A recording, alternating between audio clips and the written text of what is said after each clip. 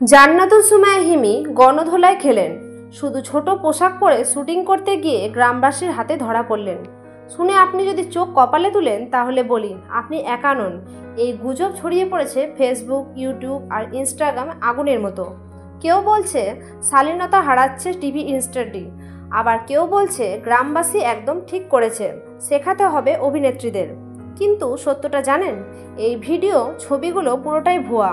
যেটা আপনি দেখছেন সেটা একটা নাটকের দৃশ্য, এমনকি যেটা গণধোলায় বলা হচ্ছে ওটা ছিল নাটকের ফাইট সিন, আর ছবিতে যেটা লাগানো হয়েছে ওটা ফেক এডিট। এখন প্রশ্ন হলো, এইসব মিথ্যা বানিয়ে কার লাভ? উত্তর, আপনার ক্লিক আর আমাদের বিভ্রান্তি। কোনো প্রমাণ নেই, কোনো অফিসিয়াল খবর নেই, তবুও গুজব চলে ভাইরাল। হিমি নিজেও এই ব্যাপারে বলেছেন, মানুষকে বিনোদন দিতে এসেছি, অপমান পেতে না।